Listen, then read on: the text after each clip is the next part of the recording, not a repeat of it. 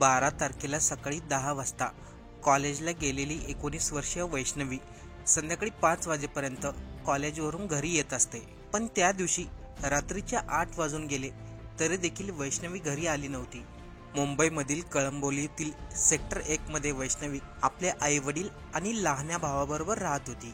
नेहमी 5 वाजता घरी येणारी वैष्णवी आज रात्रीचे 8 वाजून गेले होते तरी ती घरी आली नव्हती. त्यामुळे आई वडील, लहाना भाऊ या सर्वांना खूप जास्त काळजी वाटू लागली होती.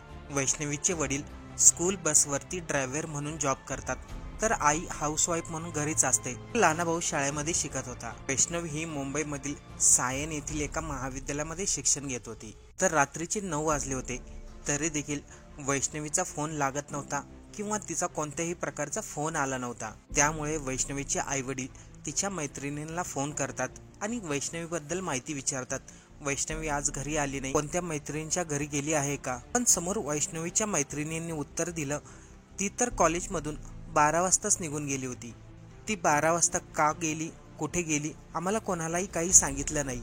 साधारणतः रात्रीचा 9:30चा वेळ झाला. आई वडिलांचं आता टेन्शन आणखीनच जास्त वाढलं होतं.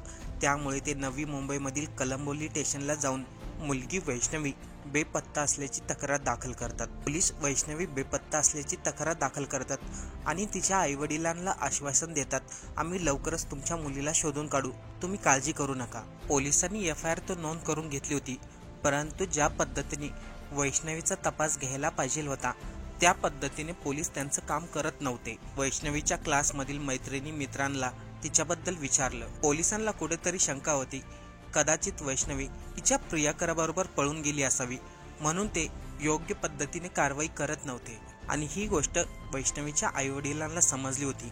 पोलीस आपल्या मुलीचा योग्य पद्धतीने शोध घेत नाही, त्यामुळे वैष्णवीच्या आईवडिलांनी उच्च न्यायालयात धाव घेतली. पण याच दरम्यान हे प्रकरण सोशल मीडियावरती मोठ्या प्रमाणात व्हायरल झालं. वैष्णवी बेपत्ता झाली, परंतु कळंबोली पोलीस योग्य पद्धतीने तिचा तपास घेत नाहीये. बातमी मुंबईच्या पोलीस कमिशनर पर्यंत गेली.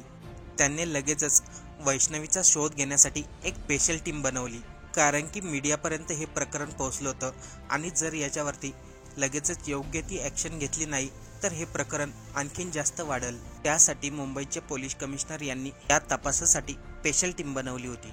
स्पेशल टीममध्ये असलेल्या पोलिसांनी सर्वात अगोदर वैष्णवीच्या आईवडिलांकडून माहिती घेतली. वैष्णवी सकाळी किती वाजता कॉलेजला जायची आणि सायंकाळी किती वाजेपर्यंत घरी यायची.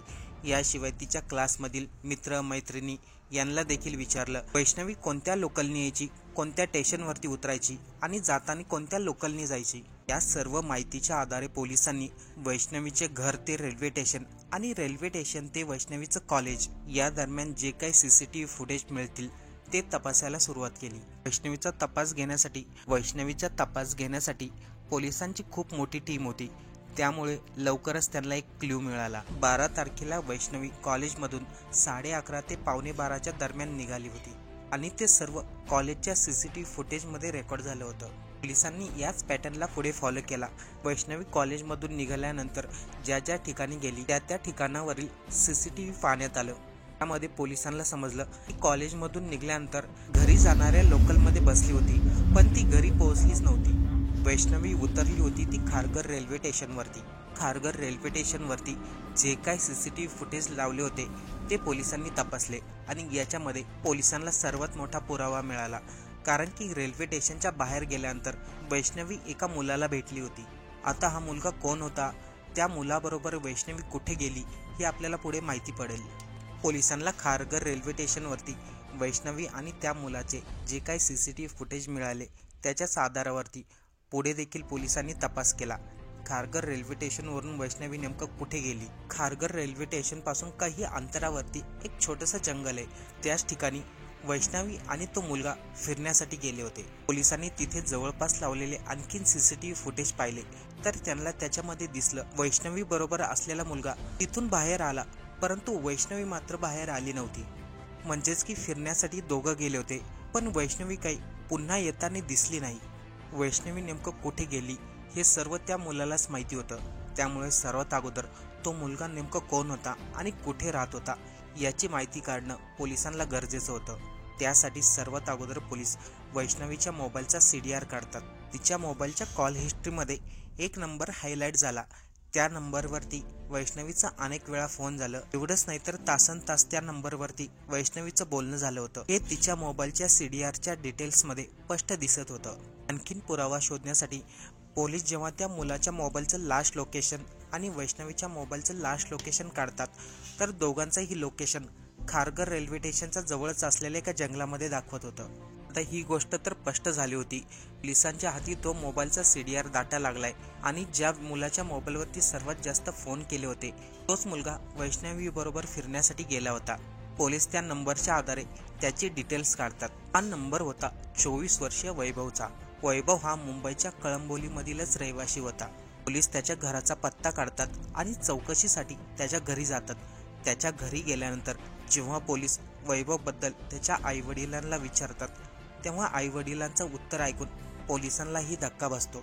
ज्या दिवशी वैष्णवी बेपत्ता झाली होती 12 तारखेला, त्याच दिवशी वैभवने रेल्वेसमोर उडी घेऊन आपलं जीवन संपवलं होतं. पोलीस ज्या मुलावरती संशय करत होता त्यानेच घटनेच्या दिवशी आपलं जीवन संपवलं होतं. वैभवबद्दल तर पोलिसांना समजलं होतं, पण वैष्णवीबद्दल पोलिसांकडे अजून काहीही पुरावा नव्हता. चौकशीच्या दरम्यान पोलिसांना ही माहिती मिळाली.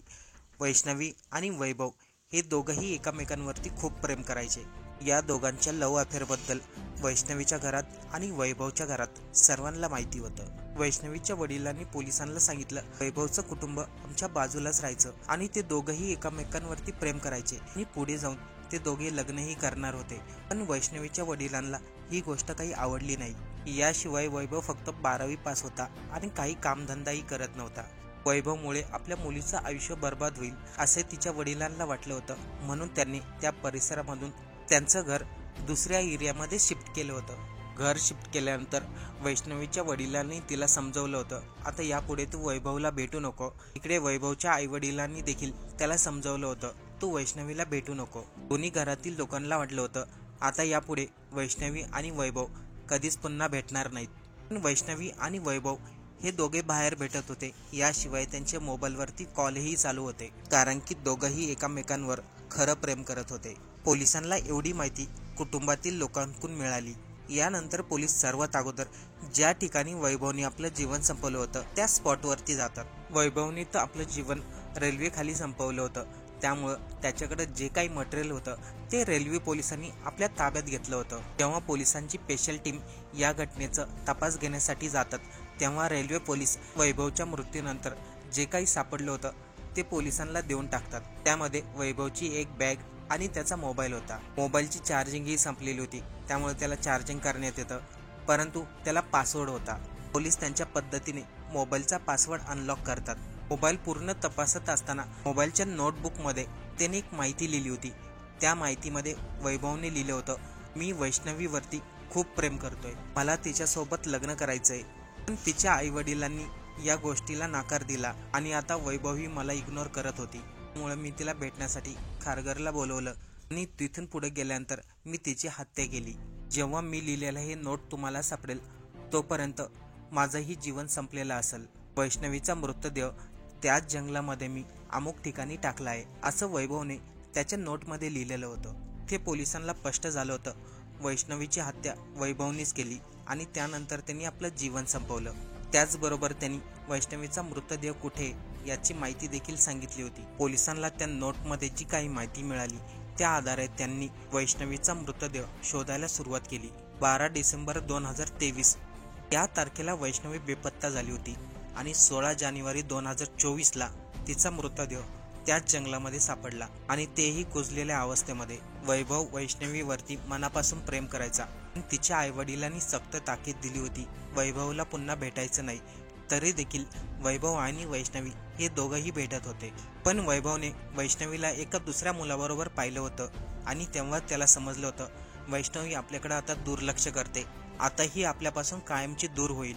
जर ती माझी झाली नाही तर इतर कोणाची मी होऊन देणार नाही. हाच विचार करून वैभवने अगोदर वैष्णवीला संपवलं, त्यानंतर त्यांनी स्वतःचंही जीवन संपवलं.